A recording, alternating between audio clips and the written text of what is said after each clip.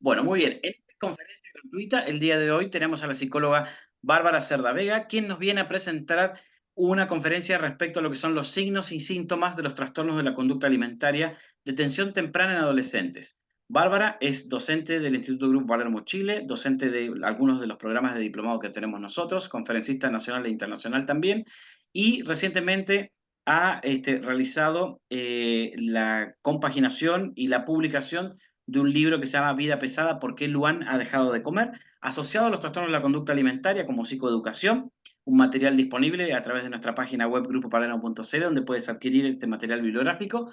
El día de hoy tenemos esta ponencia que dura aproximadamente una hora y durante la sesión le vamos a pedir a todos los participantes que si tienen dudas o consultas puedan utilizar el chat para después hacer una resolución final de las preguntas y poder darle estas respuestas al final de la ponencia de Bárbara Cerda Vega. Así que desde ya te dejo entonces, Bárbara, para que puedas presentar y que también tengas una muy buena jornada.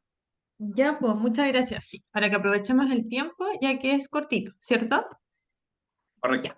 Excelente. Bueno, voy a partir presentándome. Mi nombre es, como dijo Adrián, es Bárbara Cerda Vega. Yo soy psicóloga infanto-juvenil. Yo egresé de la Universidad Santo Tomás de acá de La Serena. Hice, bueno, mi magíster en arte terapia. Yo soy arte terapeuta de la Finisterra.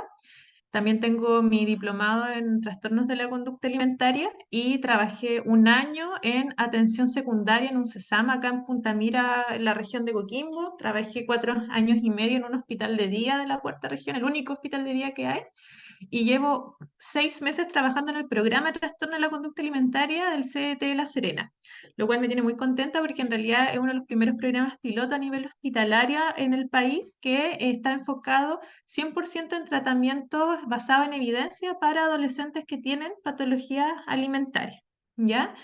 Eso es como los fome siempre la presentación. Me acuerdo cuando iba a la universidad odiaba esta parte, pero pucha, qué importante. Ya, puse estas, unas imágenes que como nunca lo había hecho en ninguna presentación, pero un poquito como para presentarme como en más profundidad. Yo nací en el año 95, tengo 28 años, soy hija única. Esta segunda foto que puse en la presentación es muy importante para mí, principalmente porque fue cuando yo era adolescente. Entonces, yo fui una adolescente muy intensa, muy intensa.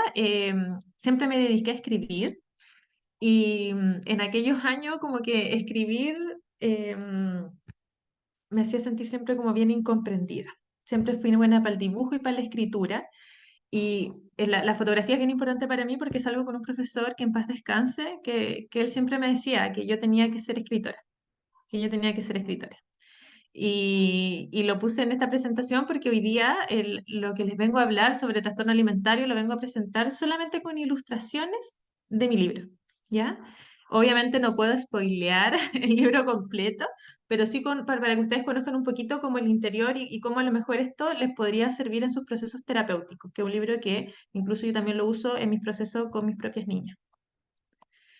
Bueno, bueno, yo me reencontré con el mundo del arte porque yo estuve todo mi paso por la universidad, los voluntariados, haciendo arte con niños, pero de formas de oficio, en poblaciones de alta vulnerabilidad, pero siempre con esto del arte para otros, ¿ya? Y cuando ocurre el tema de la pandemia, yo me encerré, obviamente, y empecé como a experimentar arte, pero para mí. Y como que hice un viaje artístico, en realidad casi maníaco, em, por diferentes herramientas artísticas. Pasé por la acuarela, pasé por los lápices de cera, los lápices pasteles, greda, o sea, como que en el fondo quería ver qué pasaba con los diferentes elementos artísticos conmigo, con lo que yo sentía y cómo yo desde ahí podía empezar a crear actividades arte terapéuticas con objetivos clínicos. Y ahí encontré dos áreas de trabajo que me llenaron mucho.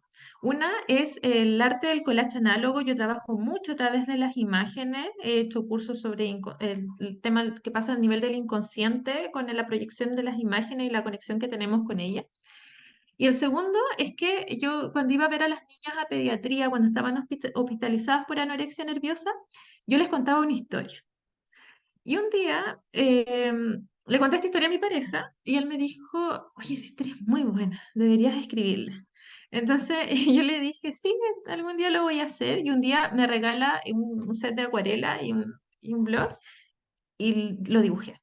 Lo dibujé y ahí yo empecé en el año, en pandemia, en el año 2020, a trabajar con el Instituto Palermo y me acuerdo todavía cuando Adrián me contacta en el año 2021 y me dice, Bárbara, vamos a empezar a hacer publicaciones.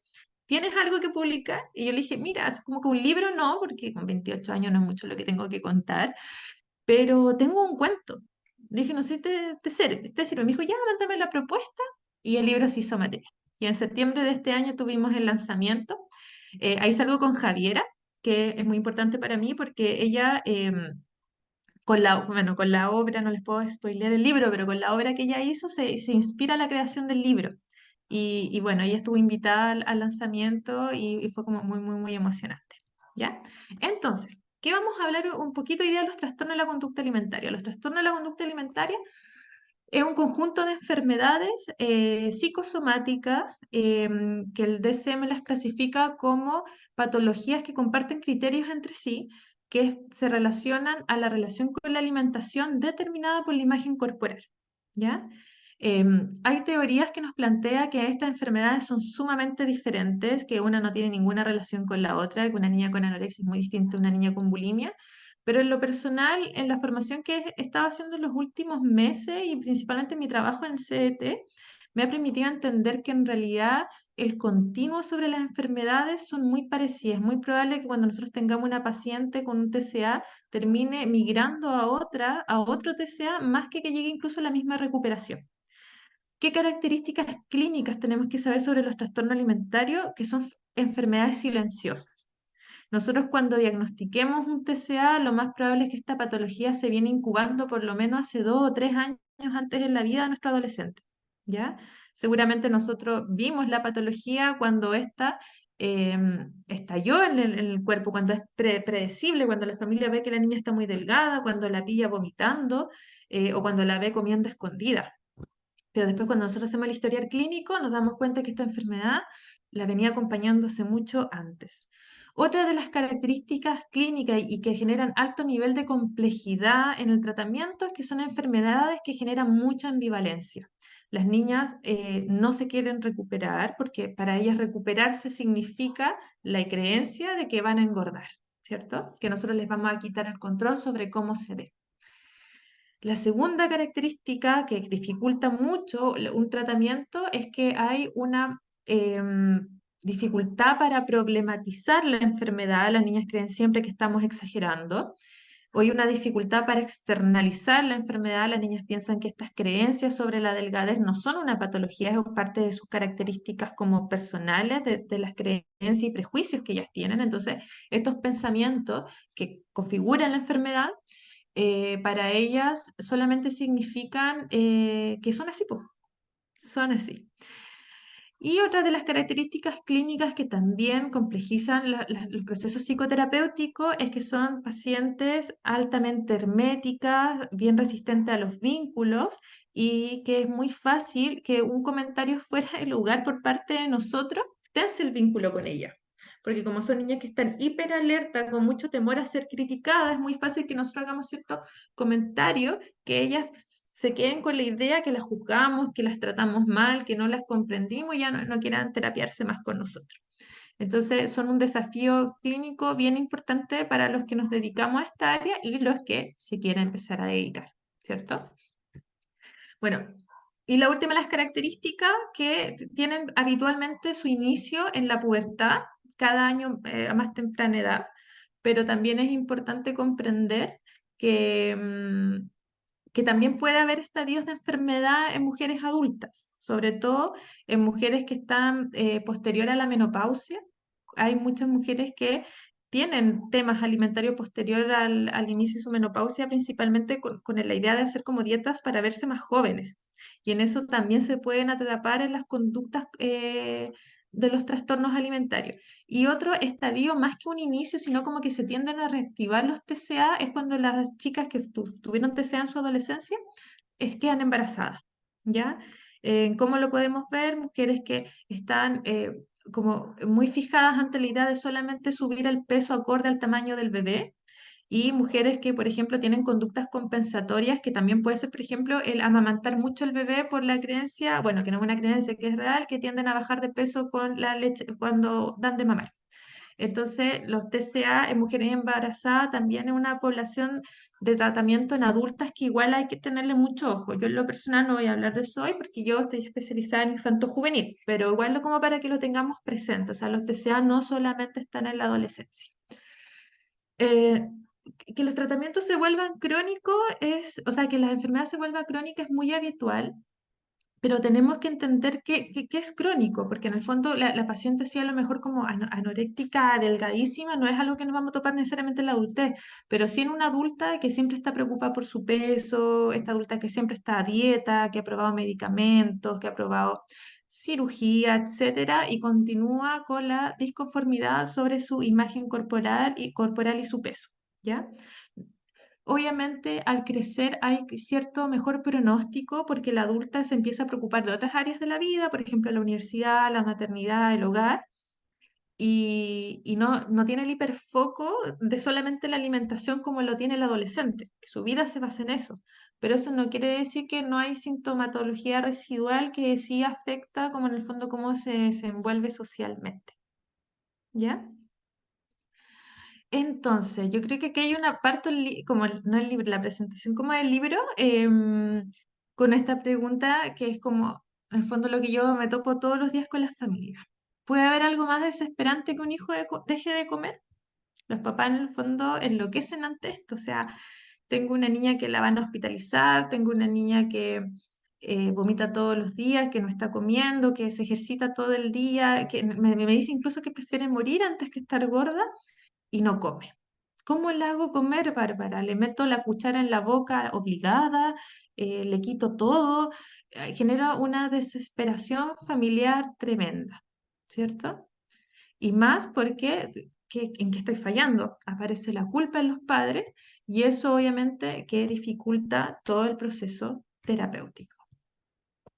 Entonces, vamos a partir con la pregunta que yo creo que tiene que partir este webinar, que es ¿por qué un adolescente comienza a hacer dieta?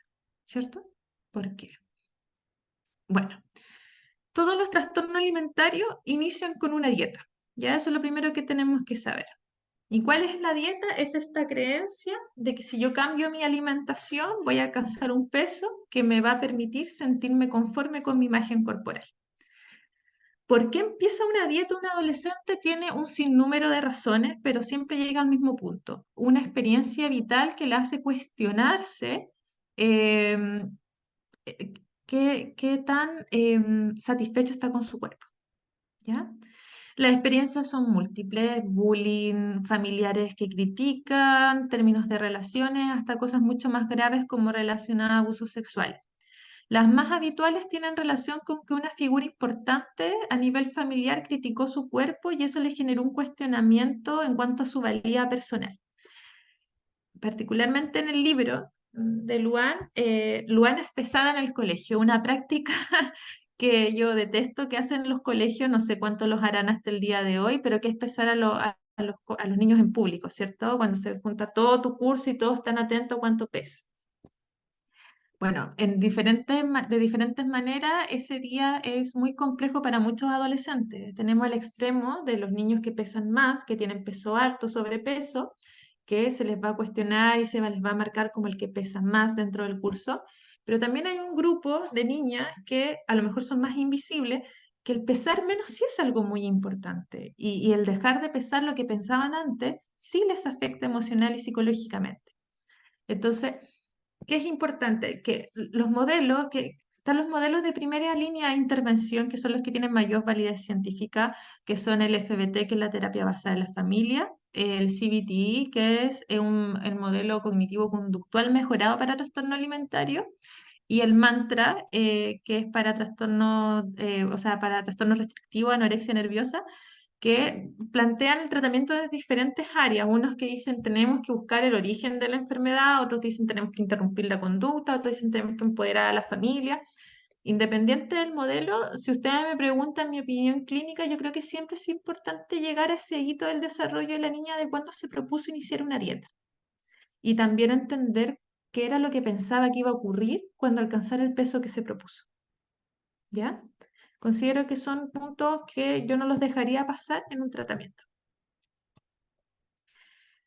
Bueno, empieza la dieta y aparece un pensamiento que promete ser la solución a todos sus problemas. Entonces la niña dice, me pesaron y ya no peso lo de antes.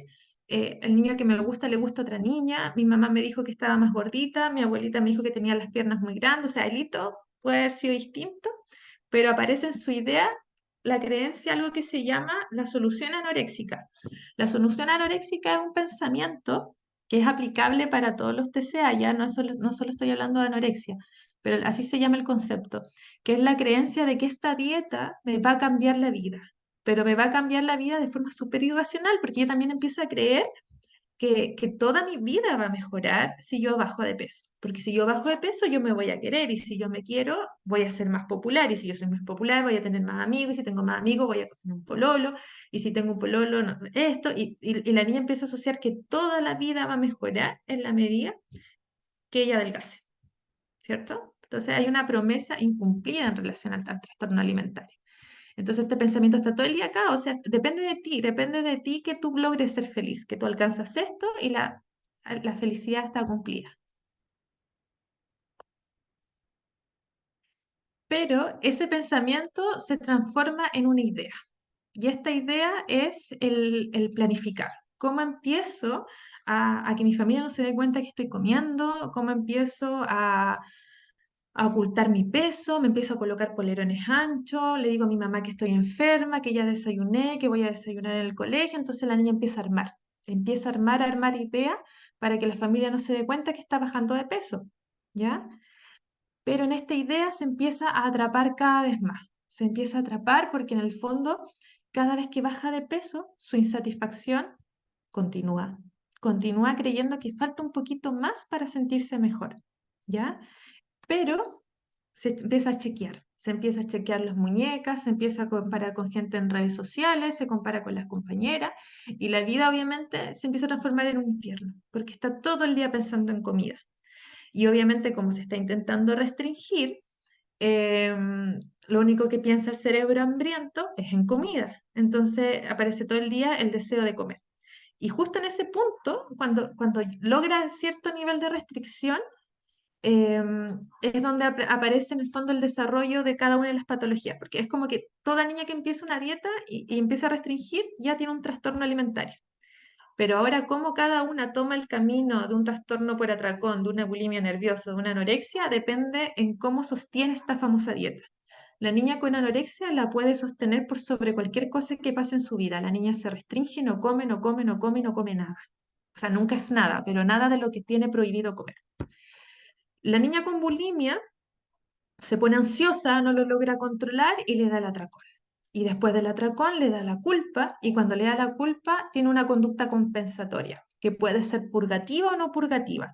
Las conductas compensatorias purgativas es cuando la niña vomita, se induce el vómito. Y las no purgativas son, por ejemplo, que empieza a tomar mucha agua, que hace ejercicio excesivo, es el ejercicio compensatorio en su pieza, que intenta hacer caquita cuando no tiene ganas de hacer caquita, que está comiendo muchas cosas para ir al baño, o que intenta tomar ciertos medicamentos para quemar grasa, ¿ya? Porque igual como que los laxantes son cada vez menos habituales. Y el tercer camino es que la niña en realidad intenta hacer dieta, pero no lo logra y tiene atracones. Tiene siempre atracones, pero no compensa, entonces tiende a tener un peso alto o un sobrepeso porque sigue subiendo de peso por no poder controlar los atracones. Ahora, cuando se arman estos tres caminos, pueden migrar de un lado a otro, ¿ya? Pero lo más habitual es que desde la anorexia migren a la bulimia o el trastorno por atracón, más que el trastorno de bulimia y el de atracón migre a una anorexia. ¿Por qué? Porque en general las niñas que mantienen la restricción son niñas que tienen perfiles de sobrecontrol. En cambio, las que tienen bulimia o trastorno por atracón tienen un perfil más de descontrol. Entonces, les dificulta en el fondo más mantener esta dieta que querían tener. Bueno, entonces, aparece este pensamiento que sin saberlo es solamente una falsa promesa. O sea, la enfermedad les dice, em, es una falsa promesa de que todo va a mejorar. Entonces la niña persiste porque en el fondo el futuro de ella depende absolutamente de esto, ¿ya? Pero cada vez que se mira al espejo, la insatisfacción aumenta. De hecho, es como súper, bueno, para ejemplos del cerebro hambriento es que la niña entre más hambre tiene y más restrictiva está, y peor aún si ha alcanzado niveles de desnutrición, más gorda se ve en el espejo, ¿ya? Entonces, ¿qué es lo que tenemos que entender sobre esto? Que el trastorno alimentario es altamente complejo en términos neuronales. Estas son patologías psiquiátricas, por eso requieren farmacología y no se pueden curar solamente con la psicoterapia. Pero la psicoterapia es el gold estándar de tratamiento, eso es importante saberlo. O sea, no hay un medicamento que trate la anorexia o los trastornos por atracón como tal. Lo que pasa es que los medicamentos tratan la comorbilidad de la enfermedad, por ejemplo, los síntomas depresivos, la angustia, la ansiedad, la impulsividad, pero no tratan como la disconformidad con el cuerpo. Eso es psicoterapéutico solamente, o sea, ahí el psicólogo tiene un rol fundamental. Entonces, uy, me pasé. Entonces, esta promesa la empieza a atrapar dejándola encerrada en una jaula dentro de su mente. Entonces, como la niña quiere, bueno, yo uso el concepto niña, pero evidentemente cada vez hay más niños también con trastornos alimentarios, pero todavía como que los índices son más en el género femenino, ya por eso es la costumbre más que nada, pero no es excluyente. Entonces, ¿qué es lo que empieza a ocurrir? Que la niña empieza a tomar rituales para sentirse cada vez con menos angustia. Entonces, come solamente a cierta hora, en el mismo plato, con la misma taza, con los mismos cubiertos, se coloca en la misma parte de la mesa y cualquier variación en su rutina la descompensa anímicamente. Es súper importante cuando nosotros hagamos la entrevista clínica que le preguntemos qué rituales tiene. No se los podemos preguntar así, le tenemos que colocar ejemplos. Pero las niñas suelen ser esclavas de muchos rituales. Por ejemplo, masco 3 veces por la derecha, uno por la izquierda y trago. Solamente empiezo a comer cuando es la una en punto. Entonces, son creencias sumamente agotadoras en sus pensamientos, pero que les generan seguridad.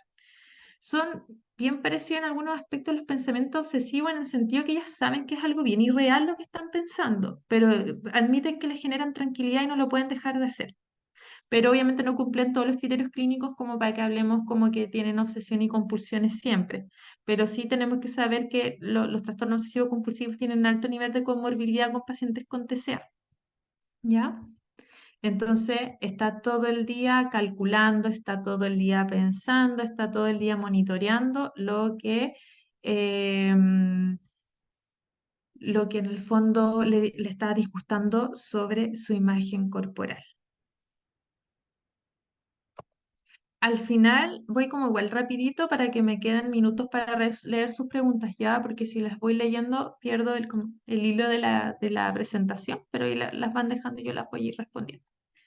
Bueno, entonces hay un momento que se apaga todo y la enfermedad la convence, nos transformó en su enemigo. O sea, la descubrieron, la Juanita está bajo mucho de peso, está vomitando, la pillamos, pero este pensamiento le dice, que es la enfermedad, que en el fondo nosotros somos sus enemigos y que nosotros todo lo que estamos haciendo es para engordarla. Eso es lo que solamente queremos. Entonces, ¿cómo una niña se va a querer recuperar si en el fondo lo que yo quiero es bajar de peso para sentirme bien? Y ustedes me están convenciendo de que engorde. Porque como son niñas que en su neurodesarrollo tienen pensamientos cognitivos muy polarizados, les cuesta mucho matizar.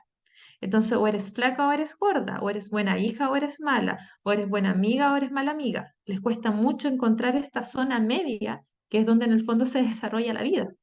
Entonces, por eso siempre se sienten culpables, siempre se sienten mal y sumado a que tienen dificultades en cuanto a la identificación y reconocimiento de las emociones. Eso es súper importante. Muchas niñas con trastornos de alimentarios tienen síndrome de lexitimia. La lexitimia es un síndrome del neurodesarrollo donde los pacientes tienen una dificultad para identificar lo que sienten. Entonces es muy común que nosotros vamos a entrevistar a la paciente con TCA y nos va a decir así como tú dices, Juanita, cuéntame, ¿cómo has estado esta semana? Y te va a decir, bien, y listo. ¿Y qué más? ¿Qué ha pasado en tu vida? Nada. Y mucha gente, muchos terapeutas confunden oposicionismo con una dificultad genuina para conocer su mundo interno. Entonces las niñas están a decir así como, no, sí, ya, igual me he sentido mal. Ya, ¿qué te pasó? No, como que salí a presentar en público y se me olvidó como lo que dije, como que se rieron. Ya. ¿Y qué sentiste? No, me sentí mal. Pero mal, mal, ¿cómo? Mal. Ya, pero mal vergüenza, mal angustia, mal tristeza, mal nostalgia. Y te dice, ah, no sé, no mal nomás, me sentí mal. Entonces les cuesta entender y reconocer el abanico emocional, ¿ya? Entonces las niñas transitan en el mal y bien nomás. Entonces, cuando empiezan a caer en el TCA, caen en un trastorno anímico, inevitablemente, y siempre están mal, siempre están mal, pero tampoco saben explicar por qué, ¿ya? Entonces, tienen como harto tema de la afectividad, hay que trabajar la psicoeducación emocional, la expresión de los afectos, los reconocimientos de los estados emocionales. Pensemos que son niñas que son capaces de pasar hambre, de tolerar el malestar. Eso es un concepto súper bueno, que me acuerdo que lo hablaba mucho con con mi colega, o sea, con mi compañero de trabajo, que es el psiquiatra a cargo de la cartera. La tolerancia al malestar, o sea, son niñas que en verdad pueden estar siendo maltratadas y lo toleran porque toleran el malestar, malestar número uno del ser humano, que es alimentarse.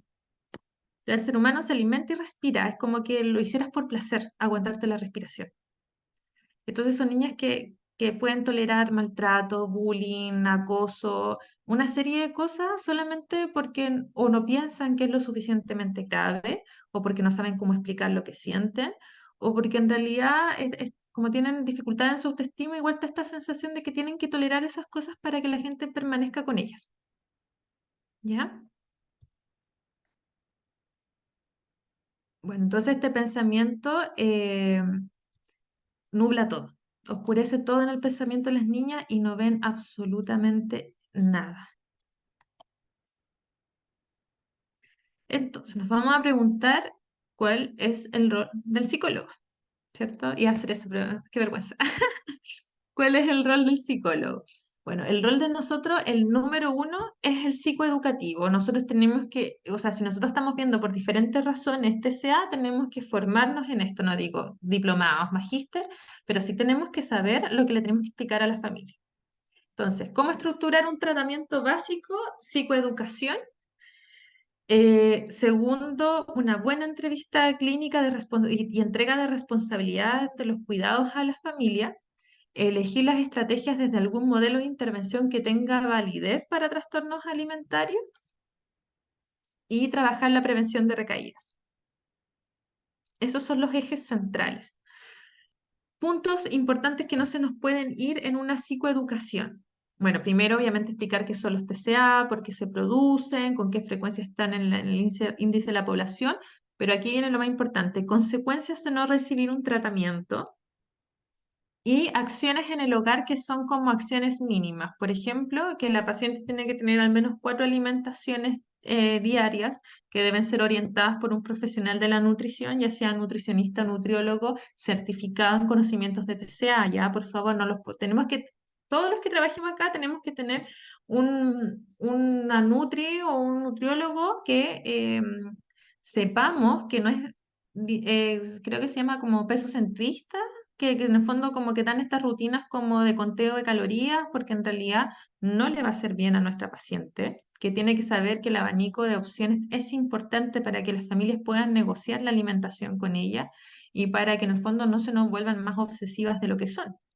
Segundo, no pueden utilizar el baño 1 hora después de comer, ¿ya? Para absolutamente nada. Siempre se tiene que tirar la cadena del adulto responsable, independiente si haga pipí, caquita, lo que sea, la familia tiene que en la época de mayores cuidados supervisarlo. Lo otro, que es muy importante, que la comida no se negocia, o sea, tiene que comer sí o sí, aunque eso conlleve que se le quite el teléfono, que no salga, etcétera. Lo que sí se puede negociar es, por ejemplo, siempre manejar en las familias dos opciones de menú, para que la niña igual pueda un poco elegir y tener esta sensación de control, como que algo todavía puede controlar. Los espacios previos a la alimentación son súper importantes. Las niñas no pueden cocinar, no pueden elegir las porciones, no pueden entrar a la cocina en los periodos de tratamiento. Pero que sí es importante que la alimentación se tiene que hacer en familia. Nadie puede almorzar en la pieza, tiene que ser todos sentados en la mesa y aportar ciertos estímulos distractores como poner una serie, nada muy tenso, no ver noticias, nada que pueda tensar el proceso alimentario. Pero sí, por ejemplo, ver una película, una serie, hablar temas cotidianos dentro del proceso de alimentación. La alimentación no puede durar más de 45 minutos a una hora, porque las niñas si juegan un rato con la rumian y con la comida, no se puede hacer.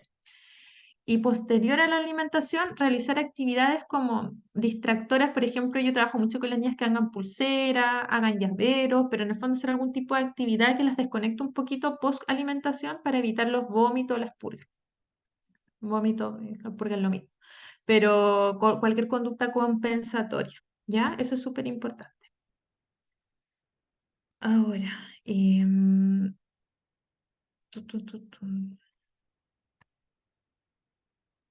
Bueno, hay un sinnúmero de tópicos los que tenemos que trabajar como psicólogos. Yo obviamente los voy a dejar invitados a que participen en los diplomados porque ahí se van a tocar cada uno de ellos, pero solamente mencionarles algunos, sí o sí tenemos que trabajar. Bueno, lo primero, el objetivo número uno de cualquier tratamiento de trastorno alimentario es normalizar la conducta alimentaria, o sea, que la paciente alcance la alimentación regular. Nuestro paciente tiene que comer de forma natural independiente si se siente mal o bien después, tiene que comer, es lo primero, comer. Interrumpir todas las conductas problemáticas o que puedan perjudicar su salud, como el vómito o las conductas compensatorias, ¿ya? Y después de eso empezamos a trabajar otras áreas interpersonales, por ejemplo, la culpa, la autoexigencia, el perfeccionismo, la insatisfacción corporal, la autoestima, ¿ya? Eso es secundario. Lo primero es normalizar lo que puede poner en riesgo la vida de la niña, ¿ya? Pero los tópicos son un montón. Tenemos que saber que un tratamiento de TCA dura mínimo 6 meses, pero si ustedes me preguntan, yo tengo pacientes hace 3 años, pero no las veo semanalmente los 3 años. O sea, como que el primer año las vi mucho y los 2 años siguientes son como el médico de cabecera en el fondo, que tú lo ves cada 4 meses, cada 5 meses, cuando la niña en el fondo lo necesita, que generalmente lo necesita ante periodos de estrés, porque tienen baja tolerancia al estrés, entonces en periodos de prueba, terminan con un pololo, se pelean con una amiga, vuelven. Vuelven porque siempre tienen como esta dificultad para la resolución de conflictos, ¿ya? Y que son los que podría generar recaída. Y finalmente, ¿cuál es el rol de la familia en los procesos de los trastornos alimentarios? Bueno, el modelo como les decía, el gold estándar para TCA, que es la terapia basada en la familia, nos dice que nosotros como terapeuta transformar a la familia para que pase de un rol pasivo a un rol activo. Pensemos que tenemos una familia que nos dio una enfermedad que venía ocurriendo hace por lo menos 2 años. Entonces nosotros tenemos que activar esta familia la mayor cantidad de miembros posible. ¿Por qué? Porque vamos a tener una familia em, que no podemos sobrecargar a un cuidador. Porque imagínate la mamá que está cocinando todos los días y la niña tira el plato, se enoja. O sea, la mamá está cansada también y terminan muchas veces en episodios de violencia intrafamiliar los pacientes con TCA, justamente por esto. Yo he tenido pacientes que incluso han mordido a sus mamás en esta pelea del comer, ¿ya? Entonces, empoderar a la familia, activar a la familia, eso es fundamental. Y en el fondo mostrarles que ellos son los expertos sobre sus hijos, ¿ya? O sea, eso delega un montón de responsabilidades, porque la familia espera que tú soluciones todo y nosotros tenemos que recordarle que si logró mantener viva a la Juanita por 15 años, porque es experta en la Juanita, a diferencia nuestra. Nosotros somos expertos en los trastornos alimentarios, vamos a dar herramientas, pero cómo lo aplican ellos tiene que ser en el hogar. Hay que empoderarlos, hay que enseñarles a tener flexibilidad y rigidez para algunas cosas, ¿ya? A veces hay mamás que se sienten como tan invadidas que escriben a mi consulta y le preguntan en la secre así como, pregúntele a Bárbara, por favor, si la Juanita puede ir a la casa de la amiga a jugar o a tomar té o a ver una película. O sea, cosas que uno dice ya, pero eso lo tiene que decidir la mamá. Llega un punto que a veces las familias se sienten sumamente cuestionadas a sí mismas sobre sus propias capacidades de cuidado. Entonces tenemos que empoderarlo. Pero que aprendan a leer ventajas y desventajas, que aprendan a leer cuando la niña realmente está teniendo una conducta ganancial o cuando está generando un sufrimiento real lo que está comiendo. Eh, en el fondo que aprendan a usar una lupa ante todo. ¿Ya? Bien, entonces. Eso es un poquito como de lo que les quería contar. Ahí me dijeron que era una horita, así que fui fugaz, porque igual quiero como responder preguntas y preocuparnos también de la otra actividad que viene con el tema del libro, ¿cierto? Em, ¿Qué tenemos que saber? Los trastornos alimentarios siempre han existido y que en la pandemia se les hayan dado visibilidad, bueno, fue una gran oportunidad, ¿cierto? Pero no es que tampoco aparecieron con el uso de las nuevas tecnologías, de las redes sociales, pero sí son patologías que están en aumento, ¿ya? Y que son súper importantes que las podamos pesquisar a tiempo. Cuando vemos en los colegios, para que los que son psicólogos escolares, que hay niñas que no comen, que nunca van al casino, que las vemos botando la basura, que piden constantemente permiso para ir al baño. Ojo, ojo con esas conductas. Cuando tenemos una sobrina, una hija, una hermana que siempre está enferma, que nunca quiere comer, que siempre tiene una excusa para no alimentarse, que hace calor y está con polerón. Ojo con eso. Cuando tenemos un adolescente que vamos al baño y después como que se peinó y quedó el lavamanos lleno de pelo, algo le está pasando que se le está cayendo el pelo, que nos damos cuenta y pensamos, chuta, yo hace un año que no la veo con short, o está a 40 grados y está con un polerón, algo le está pasando a ese adolescente.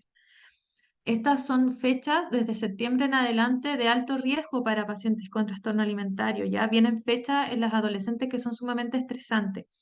Por ejemplo, las fiestas de cuarto medio, esta creencia que tienen que caber en cierto tipo de vestidos, cómo van a salir en las fotografías, el verano, toda la publicidad que nos empiezan a meter en redes sociales por el tema del peso cuando se acerca todo lo que tiene que ver con el uso del traje de baño, son fechas que activan la idea de iniciar dietas, ¿ya? Em, Pacientes que ya están en tratamiento, que ya fueron diagnosticadas, están cursando como la psicoterapia, el tratamiento farmacológico. Las festividades como Navidad, Año Nuevo, septiembre son fiestas difíciles porque giran en torno a la comida. Sienten estos síntomas paranoicos que toda la familia está observando lo que comen, cuánto comen. Si esto les genera un sufrimiento a sus hijas, eso yo les digo a la mamá, coman en su casa y van a abrir los regalos donde la abuelita, donde la tía después de las cenas. Y esto no significa que va a ser para siempre. Hagamos ciertos cambios para invitar el sufrimiento a su hija. Se va a sentir mal, no va a comer de todo lo que va a haber en la mesa. Si su hija tiene atracones, si su hija tiene bulimia, ¿para qué la vamos a someter a que esté una mesa llena de comida? Coman en el hogar y después van a celebrar las fiestas a otro lugar. O sea, enseñarles a las familias que a veces las familias son súper rígidas y enseñarles que en estos procesos la rigidez no es una buena compañera, ¿ya? Son desafíos grandes los que estamos como viendo, generalmente aparecen más los trastornos del ánimo que nos dan las luces del TCA cuando hagamos la entrevista clínica del estado de ánimo. Y, no, y nosotros estamos pesquisando el estado de ánimo porque eso nos formaron a todos en pregrado. Preguntémosle al final de la entrevista, Juanita, cuando te miras al espejo, ¿te gusta lo que ves? Entremos al área de la imagen corporal. Y la niña no te va a decir como, te va a decir que no, pero tampoco te va a saber explicar por qué no. Entonces, ya, mi amor, y cuéntame, ¿qué partes de tu cuerpo no te gustan? ¿Me las podrías enumerar? ¿Y hace cuánto te dejaron de gustar? ¿Y hay alguien que sí te gusta su cuerpo? ¿Y quién es esa persona? ¿La conoces? ¿Te rodea? ¿Es miembro de tu familia? ¿Es tu amiga? ¿Sale en la tele? ¿Es un influencer? Ya, y ahí empezamos el punto como principal, porque hasta ahí cualquier adolescente nos va a decir que no le gusta su cuerpo y que le gusta el de otra persona. Y cuando le preguntamos, ya, ¿y has pensado en formas de cambiar eso que no te gusta? Y incluso le damos como ideas para que piense que no las estamos en el fondo analizando tanto. No sé, pues por ejemplo, dejar de tomar bebida, cortarte el pelo, hacer una dieta. Y ahí la niña, sí, sí, como que ya no estoy tomando bebida. Ah, ya, semáforo. ¿Y qué otras cosas no estoy tomando?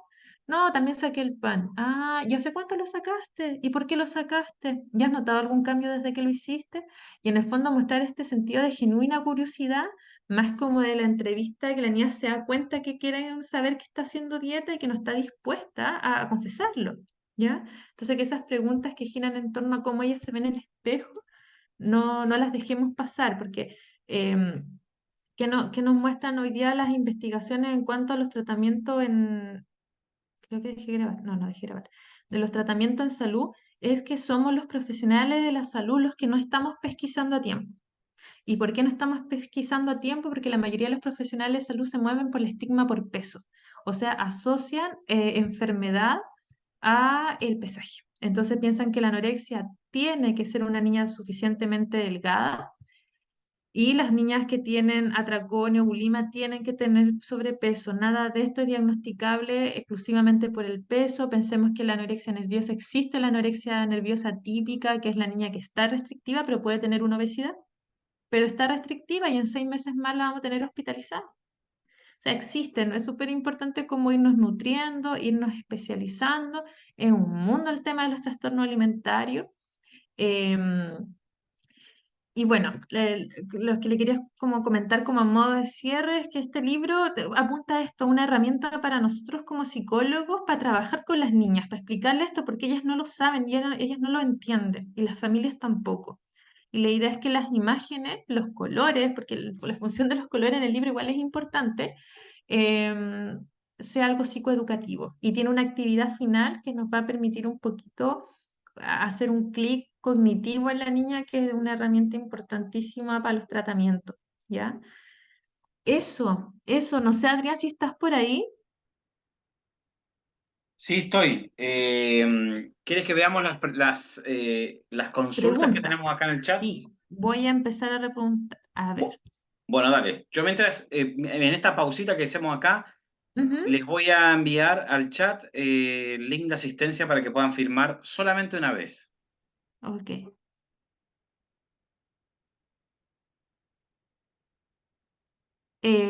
Ya. Bueno, la Marcela pregunta cuál sería el proceso neurológico del cerebro hambriento que la lleva a verse a una talla más grande. Ya, mira, para eso no hay una única explicación, pero lo que pasa es que la desnutrición altera los funcionamientos del lóbulo frontal y una serie de partes del cerebro que alteran la percepción como del mundo, ¿ya? Y por eso las niñas también van desarrollando hiperfoco, o sea que en el fondo les cuesta mucho cambiar de un tema de atención a otro y se quedan como muy clavadas con los detalles. ¿Ya? Pero así como una única explicación, no hay un consenso, pero tiene que ver como que se van como en el fondo deteriorando el funcionamiento de varias partes del cerebro, pero principalmente las que tienen relación con el lóbulo frontal. Espérense, no sé qué hice. A ver, ahí estoy viendo un poquito las preguntas.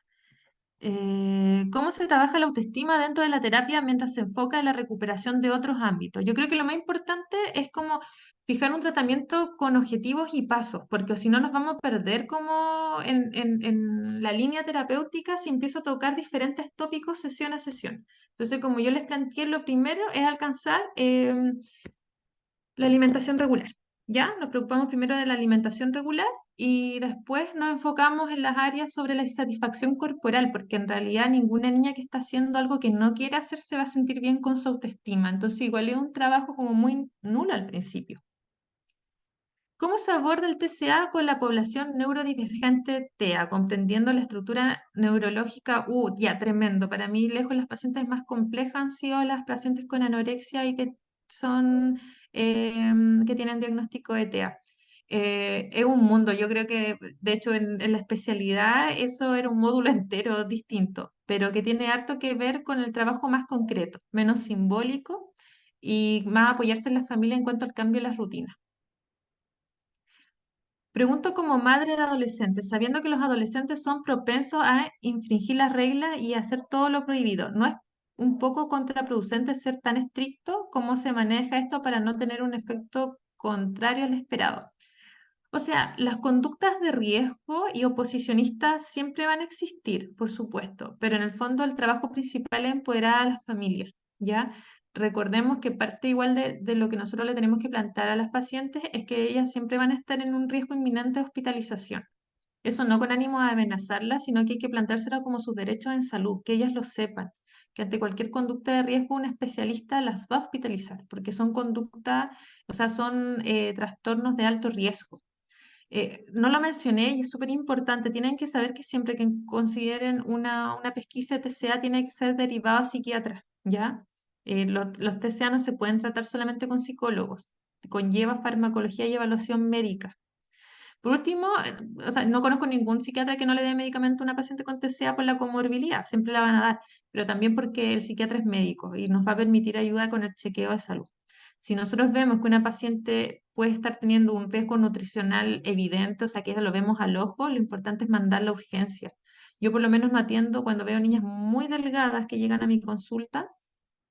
Les digo a la familia que para continuar un tratamiento ambulatorio tienen que ir a urgencia y que el médico que esté en el urgenciólogo, el pediatra de turno, que me asegure el médico que ella pueda recibir tratamiento ambulatorio. Porque en el fondo yo no voy a correr un riesgo que la atiendo de forma ambulatoria y después trota en el colegio, se desmaya, se pega en la cabeza y nosotros teníamos esa tremenda información que la niña estaba bajo peso, ¿ya?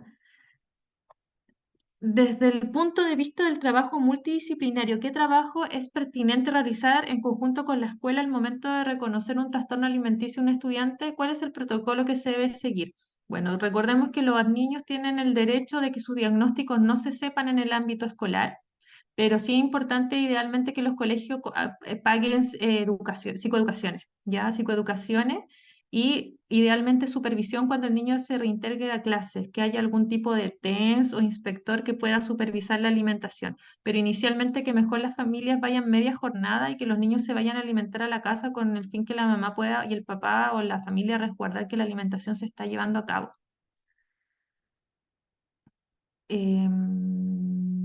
Creo que le respondí todo. Ah, no, aquí hay otra. Hola, ¿qué tal? Alerta, hay que estar tal, ¿qué tal? Alerta, hay que estar de un adolescente que realiza actividad 7 días a la semana y se cuida y cuenta calorías de todas sus comidas, totalmente alerta. Yo creo que eso es un TCA pintado porque lo que pasa es que a veces las niñas hacen actividad física que se llama ejercicio compensatorio. Y el ejercicio compensatorio es un ejercicio que la paciente realiza ligado a la culpa. O sea, cuando no se ejercita, se siente mal al no realizarlo, es capaz de suspender otras actividades importantes por realizar actividad física y la realiza con la intensidad suficiente que le genere la sensación de que quemó las calorías de lo que, de lo que comió. Entonces, una niña que es muy rígida en cuanto a la actividad física, podemos estar pensando que puede tener una conducta compensatoria. Les quiero recordar que para diagnosticar una bulimia nerviosa no necesariamente la paciente tiene que vomitar. La bulimia también se puede diagnosticar con solamente conductas compensatorias no purgativas. ¿Ya? O sea, una niña que tiene atracones y después hace ejercicio y se toma 4 litros de agua, también puede ser diagnosticada una bulimia nerviosa. ¿Ya? Hay como ese mito muy grande en relación al vómito. Bien, creo que respondí todo, equipo. Parece que para abajo hay algunas más. ¿Sí? Aquí dice, pacientes que tienen TCA y además practican danza, ¿cómo manejar eso? Se suspende la actividad deportiva por ser poco saludable en tratamiento, ¿ya? No es negociable, ¿ya? Hasta que haya un equilibrio en salud mental que le permita hacer la actividad de una forma que no influya en su alimentación y en su imagen corporal. ¿Cuándo podríamos abordar el TCA en adicción de droga? Bueno, en el tema de adicción de droga se tiene que tratar primero la adicción, o por lo menos así nosotros lo armamos en el sistema hospitalario. Pacientes que tienen conductas adictivas es excluyente al programa porque es una conducta de mayor complejidad. Entonces se tiene que siempre tratar la conducta más compleja. Por ejemplo, si tenemos una paciente con ideación suicida y con un TCA aparte, tiene que tratarse primero la ideación de muerte. ¿Ya? O sea, siempre se tiene que partir con la psicopatología más compleja y la que pone en mayor riesgo la vida del niño. Dice, es importante indicar mantener acompañamiento psicológico escolar si se ha derivado a tratamiento con especialista. O sea, sí, pero recordando, y en esto no quiero generar conflictos, pero que los psicólogos escolares no realizan psicoterapia. Pero sí, obviamente, el acompañamiento afectivo y la contención emocional, ojalá que esté siempre al acceso de los niños, tanto de los que tienen TCA como cualquier trastorno del ánimo. ¿Puede existir la anorexia sin dismorfia? Según todos los libros e investigaciones que he leído, sí. Según la experiencia clínica, nunca he visto una paciente sin dismorfia. Eso es como lo que te puedo responder. Según las teorías, sí. En la práctica, en estos 5 años, nunca he conocido una. ¿Cuál es la diferencia entre anorexia nerviosa y la bulimia nerviosa? Que la anorexia nerviosa, la característica y el componente clínico es la restricción voluntaria de la alimentación por temor a engordar. Mientras que la bulimia nerviosa hay una restricción, pero que la paciente no logra mantener en el tiempo, por ende tiene atracones. Estos atracones le generan culpa y tiene conductas compensatorias.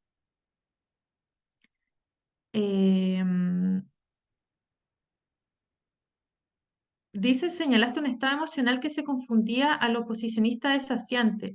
El síndrome de alexitimia, en el sentido de que la paciente a lo mejor no es tan colaboradora, pero no porque no quiere participar de la terapia o porque está molestando como paciente, sino que en realidad es porque le tiene una dificultad neuronal para identificar lo que siente.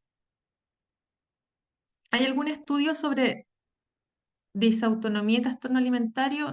No lo sé, nunca he leído ninguno. Pero no digo que no exista. La dismorfia corporal siempre tiene que ver con algún TCA. No, también hay una línea de trastornos de la imagen corporal que no tienen que ver directamente con la alimentación, como la vigorexia, que también tienen dismorfia corporal. De hecho, que es la característica clínica para una vigorexia. ¿Cuándo diferencia un TCA de una hiporexia por depresión? Porque la desnutrición por depresión es una consecuencia de la tristeza, ¿cierto? Y seguramente ante la idea de querer morir. En cambio, el TCA, la anorexia, es la restricción a causa del miedo a engordar o subir de peso. Hola, ¿existe alguna relación entre TCA y trastorno de la personalidad? Sí, absolutamente. Hay rasgos del desarrollo de la personalidad normales en muchas pacientes con trastornos alimentarios que hay que ir monitoreando en el desarrollo vital. Pero que obviamente, como yo veo población menor a los 18 años, no las puedo catalogar como TLP, pero como que para allá fuera la cosa. Pero generalmente la línea de pacientes que tienen descontrol, o sea que en el fondo la conducta, ¿cómo es que se llama? La conducta impulsiva es la que prevalece. Ejemplo, trastornos por atracón, principalmente en esa línea. Bien, Adrián, creo que estamos. Muy bien, creo que sí, ya estamos. Bueno, está bueno porque viste que hay muchas preguntas y eso es importante porque en el fondo hay Fundamental, hambre por saber más, por conocer más, así que estamos bien. simbólico. Oye, bueno, yo voy a poner, espérame, voy a hacer algo.